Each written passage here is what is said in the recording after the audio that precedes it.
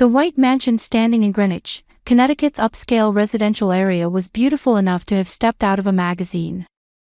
In that house, surrounded by well-maintained lawns and seasonal flowers, Emily Hartman was living her 5th year of marriage with her husband Michael. She spent each day carefully cherishing the miracle of pregnancy she had finally achieved. The days of fertility treatment had been painful and long. Countless trips to the hospital, side effects from hormone injections, and repeated disappointments. Emily's body changed under the influence of medications, and her heart oscillated between hope and despair. Michael had shown understanding in the beginning, but as time passed, his attitude toward the treatment grew cold. Still, Emily never gave up. And 6 months ago, pregnancy was finally confirmed. Michael was an investment advisor who had achieved success on Wall Street. His sharp gaze and well-featured appearance had instantly captured Emily's heart when they first met. The two had been introduced by a friend, and after a brief 6-month courtship, they married. Michael's work was highly regarded, and he enjoyed strong trust from his clients. However, recently, his homecoming hours had become later and later, and conversations at home had decreased. Emily tried to convince herself it was work stress. Michael's mother, Barbara, had begun living in this house when her son married. She was a former teacher, beloved by the neighbors for her refined appearance and polite manner of speaking. However, her attitude toward Emily was subtly cold, and especially after the pregnancy became known, she repeatedly asked intrusive questions about the baby's gender. When the ultrasound revealed it was a girl, Barbara's expression showed clear disappointment. "Even if it's a girl, I'm sure she'll be a lovely granddaughter," Emily said gently, but Barbara only smiled ambiguously. Rosa, the housekeeper working in this house, had been employed live-in with the Hartman family for 3 years. Mexican-American, she was modest and serious in character, handling all household duties perfectly. Rosa had 2 children back in her homeland, but had chosen this job, separated from her family, to provide them with a better education. For Emily, Rosa was the closest person outside of family. Since becoming pregnant, Emily's days began regularly. She woke at 7 in the morning and ate the nutritionally balanced breakfast Rosa prepared for her. After that, she enjoyed light walks and spent afternoons reading and knitting. While knitting small clothes for the baby, Emily savored her happiness. The dream of becoming a mother that she had wished for so long was finally about to become reality. However, beneath the surface tranquility, subtle anxiety lurked. Michael shared dinner less frequently, using work as an excuse, and sudden business trips increased on weekends. When Emily consulted him about her physical condition, only curt replies like, "Just see a doctor," came back. Her mother-in-law Barbara also never spoke words of concern about Emily's condition. Rather, she often threw harsh words like, "Pregnancy isn't an illness, so you should be stronger." In this situation, only Rosa sensitively noticed Emily's changes. During difficult morning sickness periods, she prepared special drinks, and when Emily's body became heavy, she naturally helped with housework. Though she spoke little, her thoughtfulness saved Emily many times. Emily noticed that occasionally, worried expressions appeared in Rosa's eyes. At dusk, Emily often sat by the large window in the living room, gazing at the garden while lost in thought. Feeling the small life moving in her belly while contemplating the life as a mother that was about to begin was the happiest moment of her day. On an autumn afternoon when she reached 6 months of pregnancy, Emily was told by her doctor that progress was going well, and she headed home with light steps. Her belly was already noticeably large, and as she walked imagining the small dresses and toys she had seen at baby stores, smiles naturally appeared. The conversations with other pregnant women in the obstetrics waiting room were also enjoyable, and friendships were beginning to bloom with women scheduled to give birth around the same time. When she arrived home, Rosa greeted her at the entrance. Seeing her warm smile, Emily felt relieved. "How was the checkup?" Rosa asked gently, and Emily answered happily. "Very good. The baby is moving energetically too." Rosa clasped her hands together to express joy and said, "That's wonderful. Today I made your favorite chicken soup," leading Emily to the dining room. However, Michael's behavior was changing day by day. Previously, when he returned from work, he would show concern for Emily's condition and place his hand on her belly to feel the baby's movements, but now he only engaged in greeting-level conversation. During dinner time, he increasingly finished meals in silence while staring at his cell phone. When Emily said, "The baby moved a lot today," only short replies like, "I see," came back. One night, Emily gathered courage to speak to Michael. "You seem tired lately. Is there something worrying you?" Michael answered without looking up from his newspaper. "Work is busy. A new project has started, and the responsibility is heavy." Emily tried to show understanding. "That must be difficult. But don't overdo it. The baby will be born soon, and family time is important too." At that moment, irritation briefly flashed across Michael's expression. "I know. But right now I have to focus on work." Her mother-in-law Barbara's attitude was also gradually changing. At first, she seemed to be happy about the pregnancy, but after learning the fetus was a girl, she clearly stopped hiding her disappointment. "The Hartman family needs a boy," she would say directly to Emily. Emily tried to respond, "Girls are wonderful too. I'm sure she'll be a lovely granddaughter," but Barbara shook her head. "Girls just become part of other families when they marry. Boys are necessary to carry on the family line." Barbara's words escalated day by day. "My friend's son is considering divorce because his wife can't produce a boy. Women who only bear girls have been considered unlucky since ancient times." Emily was hurt by these words but continued to endure them to maintain family peace. However, when lying alone in bed at night, there were times when tears wouldn't stop. Physical changes were also becoming concerning. Having entered the second trimester, when morning sickness generally settles down, Emily was experiencing increased nausea and headaches instead. Her appetite disappeared, and foods that previously tasted good often wouldn't go down. When she consulted her doctor, she was told, "There are individual differences, so don't worry too much," but Emily's anxiety didn't disappear. Even when Emily complained to Michael about her poor health, his reaction was cold. "You're making a big fuss again. Pregnancy isn't an illness, so be stronger." His words deeply hurt Emily's heart. The husband who once gently supported her was no longer there. The only salvation was Rosa's presence. She sensitively noticed Emily's physical changes, preparing easily digestible meals and brewing special herbal teas when morning sickness was difficult. Though she spoke little, her thoughtfulness was a great support for Emily. Emily noticed that occasionally, worried expressions appeared in Rosa's eyes. One evening, as Emily was resting in the living room, she could hear Michael and Barbara talking in the kitchen. They were trying to keep their voices down, but Emily could make out the content. "So it really is a girl." "Yes. Different from what we expected. Let's hope for a boy next time. We don't know if there will be a next time." Hearing this conversation, Emily felt her chest tighten. Even on weekends, Michael was home less frequently. Using various reasons like golf with clients and study sessions with colleagues, he went out and often didn't return until late at night. Emily spent increasing time alone, and talking to the baby in her belly became her only pleasure. "Daddy is busy. But when you're born, I'm sure he'll be happy."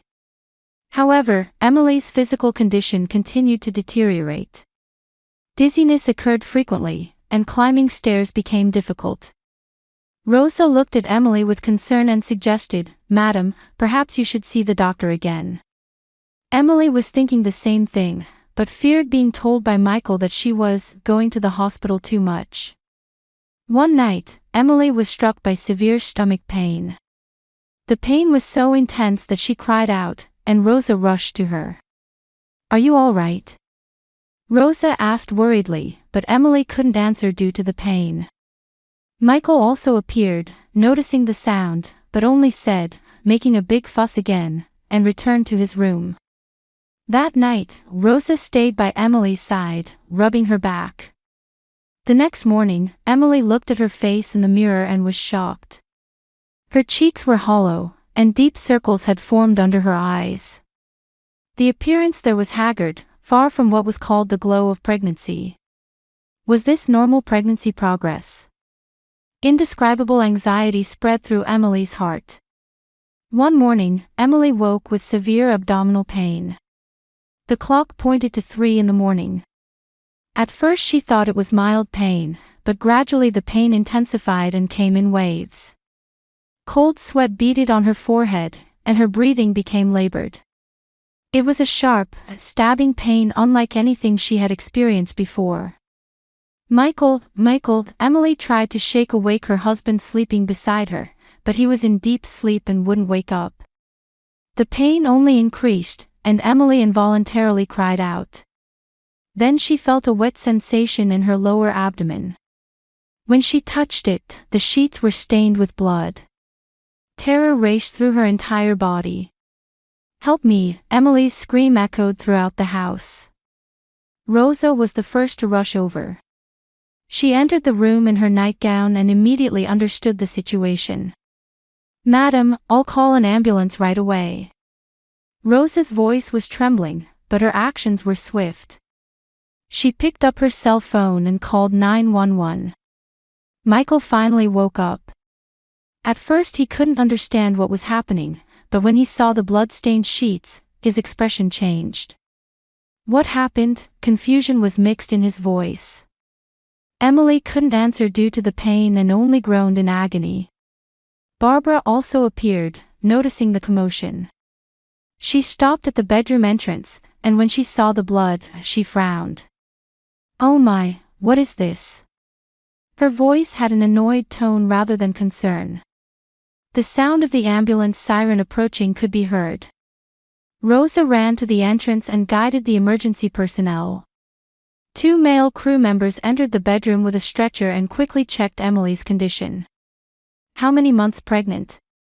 6 months, Michael answered. "We'll transport her to the hospital immediately." The emergency personnel's expressions were serious. The journey to the hospital felt like an eternity to Emily. In the ambulance, she prayed desperately that the baby would be safe. She didn't want to think about losing the life she had finally conceived after overcoming difficult fertility treatments. Upon arriving at the hospital, Emily was immediately taken to the emergency room. Doctors moved around busily, and various tests were performed. The expression of the doctor looking at the ultrasound screen gradually darkened. Emily watched the doctor's face, sensing the worst outcome.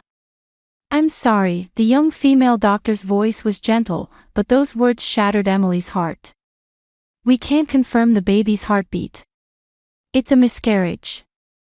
Emily's world collapsed. The child she had wished for so long was no longer in this world. She couldn't accept that reality. Emily cried out loud. A deep despair unlike anything she had ever experienced dominated her heart. A nurse gently embraced her shoulders, but even that warmth couldn't reach Emily now. Michael's reaction upon hearing the news in the waiting room was completely different from what Emily had expected. When he entered the treatment room, he looked down at Emily and said, "What does this mean? Why did this happen?" Anger was contained in his voice. "You did this on purpose, you fraud," Michael's words echoed in the treatment room. Emily looked up at her husband in disbelief. She never thought her beloved husband would throw such words at her during her most painful time. "Why would you say that?" Emily's voice trembled. "You never wanted children from the beginning. That's why you deliberately caused the miscarriage." Michael's words wouldn't stop. "You deceived me into marriage, and now you're killing children too." The doctors and nurses in the treatment room also noticed the atmosphere and were confused. Emily said with her face a mess of tears, "That's not true. I loved the baby. I didn't want to lose it." However, Michael wouldn't listen. Stop lying. All your actions were suspicious. Then Barbara appeared. She glanced at Emily and smiled coldly. I knew it. I could tell from the beginning. Emily looked at Barbara with clinging thoughts. She hoped at least her mother-in-law might offer words of comfort. However, Barbara's next words pushed Emily further into the abyss of despair. Unable to even bear children, you're like garbage. Her laughter echoed in the treatment room. A woman who would cut off the Hartman family bloodline was never needed from the beginning. Emily screamed. Help me, someone help me. However, both her husband and mother-in-law only blamed her, and no one comforted her. The doctor tried to control the situation, but couldn't become deeply involved in family internal problems. We did our best. However, sometimes miscarriages occur that medicine cannot explain. The doctor tried to explain, but Michael wouldn't listen. I don't want to hear doctors' excuses. My wife must have done something. Emily's heart was completely broken. Betrayed by the people she trusted most, faced with the reality of not being supported during her most painful time. In addition to the sadness of losing her child, the cruel words from family deeply wounded her soul. At that moment, the treatment room door quietly opened. Rosa entered. Her eyes were moist with tears. While Michael and Barbara continued arguing, Rosa approached Emily's bedside. Madam, Rosa's voice was gentle and trembling. She pressed a small folded piece of paper into Emily's hand. Please read this. Not now if you can't, but later for sure. In Rosa's eyes dwelled deep sadness and at the same time, a strong will to convey something. Emily received the paper with trembling hands. She didn't have the energy to read it immediately, but Rosa's serious expression remained in her heart. Why had she given her this piece of paper now? Michael and Barbara continued blaming Emily without even noticing Rosa's presence. This woman had problems from the beginning. The marriage was a mistake. Their words wounded Emily's heart even more deeply. When Emily was alone in the hospital room, she finally opened the piece of paper. There, written in careful feminine handwriting, was a short message. Dear Emily, I am Jessica. I was asked by Mr. Michael to mix medicine into your food, but my conscience hurts. I recorded all conversations. I entrust the evidence to Rosa. Please know the truth.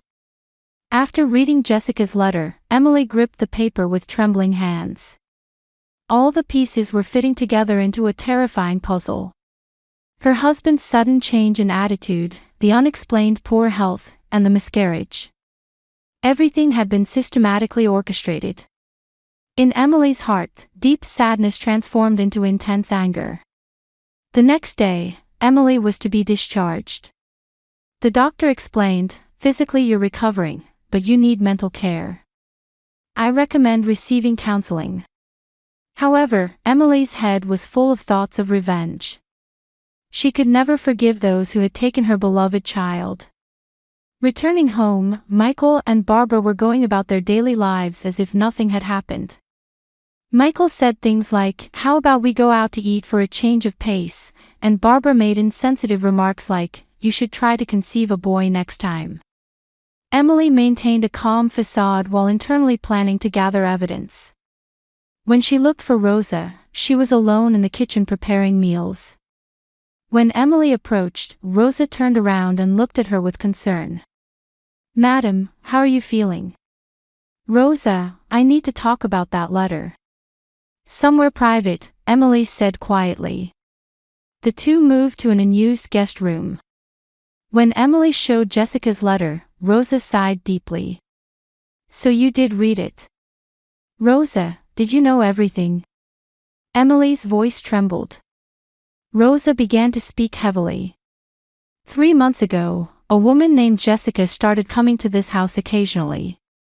When Mr. Michael wasn't here, she would have secret discussions with Mrs. Barbara. I accidentally overheard their conversations while cleaning. According to Rosa's account, Jessica was a 28-year-old nutritionist and Michael's mistress. Michael had been involved with her even before Emily became pregnant, and when the pregnancy was discovered, he had chosen a future with Jessica. However, divorce would involve property division and alimony issues. So he conspired with Barbara to end Emily's pregnancy and mentally drive Emily to pursue divorce herself. Jessica initially went along with Mr. Michael's wishes. However, as time passed, she became increasingly tormented by guilt, Rosa continued. Especially seeing how Mrs. Emily's health deteriorated, she began to feel remorse. What Jessica had been mixing into Emily's food was an extract from herbs that could potentially cause miscarriage. Using her nutritionist knowledge for evil, she had identified natural components harmful to fetuses and gradually mixed them into meals. Emily's poor health was the result of those drugs. "Where are the recordings?" Emily asked urgently. Rosa led her to her room and produced a small digital recorder. This is what Jessica left behind. Mr. Michael's conversations, meetings with Mrs. Barbara, everything is recorded. Emily took the recorder with trembling hands and pressed the play button. Michael's voice could be heard. "Make sure Emily doesn't notice, gradually increase the amount. It's important to make it look like a natural miscarriage." Then Jessica's anxious voice, "But isn't this murder? You're being dramatic. It's just an accident. Besides, there's no point in a girl being born anyway." Barbara's voice was also recorded. "My son deserves a more suitable woman. A beautiful young woman like Jessica is appropriate for the Hartman family bride. If Emily has a mental breakdown and requests divorce, the alimony will be minimal too. If she becomes depressed from the miscarriage shock, she won't be able to claim custody either." After listening to the recording, Emily's entire body shook with anger.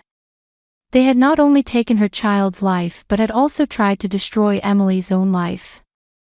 "Rosa, why didn't you tell me earlier?" "I'm sorry. But without evidence, I thought you wouldn't believe me. Also, Jessica wasn't cooperative at first." According to Rosa's explanation, Jessica had initially followed Michael's orders while feeling guilty. However, seeing Emily's suffering up close, her conscience finally won. She had secretly recorded all conversations, keeping them as evidence. The night before the miscarriage, Jessica had entrusted the letter and recordings to Rosa, asking her to convey the truth if anything happens. Emily stood up. There was no more time to grieve. Now was the time to act. "Rosa, let's contact the police." "Yes, madam. I will also testify as a witness." That night, Emily carefully planned. First, she decided to report to police from outside, so family wouldn't realize. The next morning, saying, "I'm going for a walk to refresh myself," she left the house. From a nearby park, Emily called 911. "My husband, mother-in-law, and his mistress conspired to kill my baby. I have evidence." The operator initially took time to understand Emily's story. However, when she explained the details, detectives were immediately dispatched. 2 hours later, detectives visited the Hartman house. Michael and Barbara were confused by the sudden visit. "What do you want?"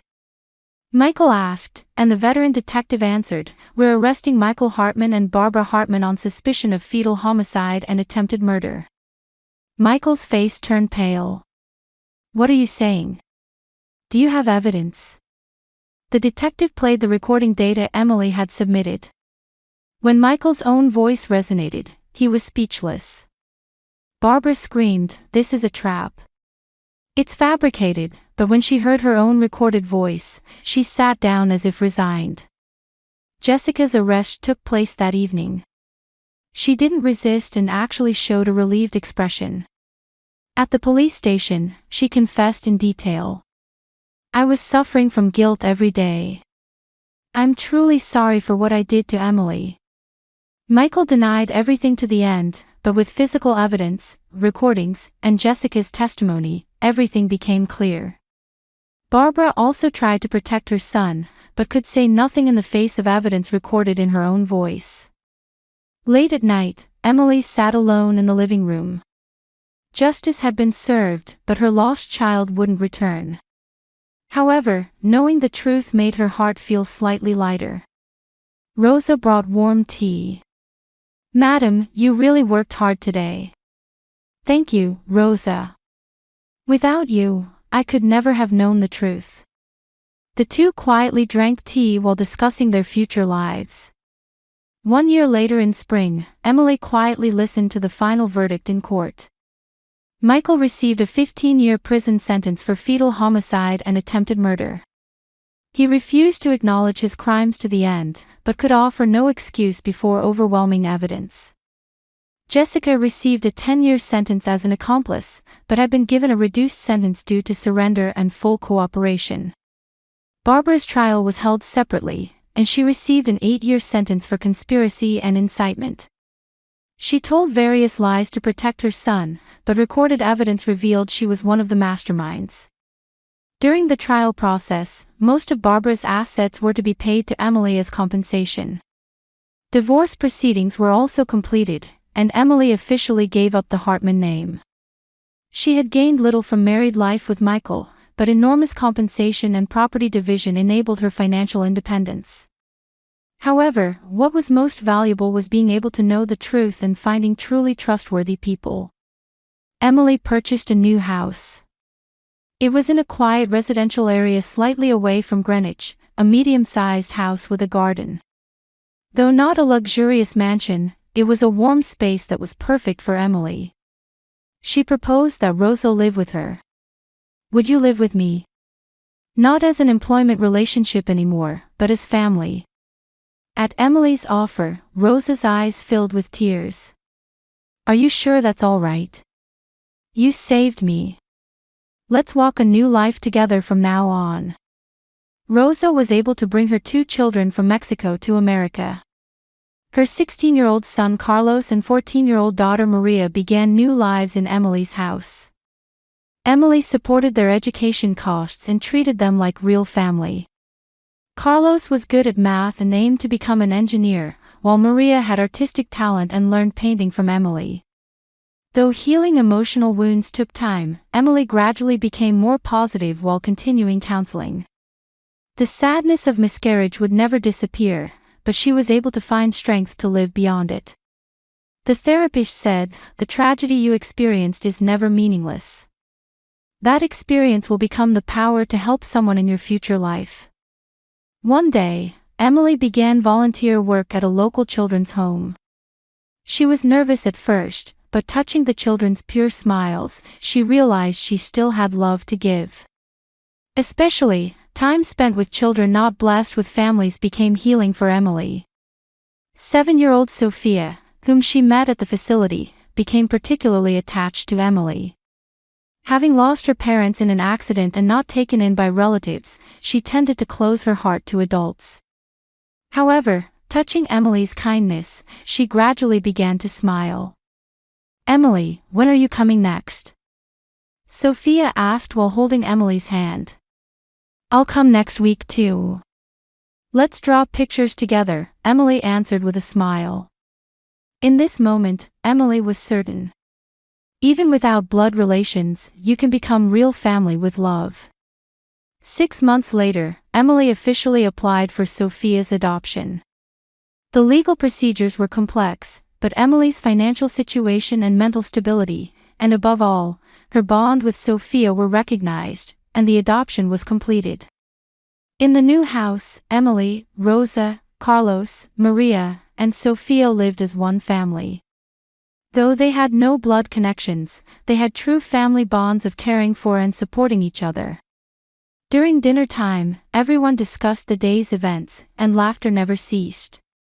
One night, Sophia asked, "Mama, will we always be together?" Emily embraced her daughter and answered, "Yes, we're family. No matter what happens, let's stay together." Outside the window, the cherry tree planted in the garden was blooming beautifully. Looking at the flowers like symbols of new life, Emily was deeply grateful. What she had lost was great, but what she had gained was even more valuable. Emily had learned firsthand that true love is not about blood relations, but is born between people who stand by you during the most difficult times.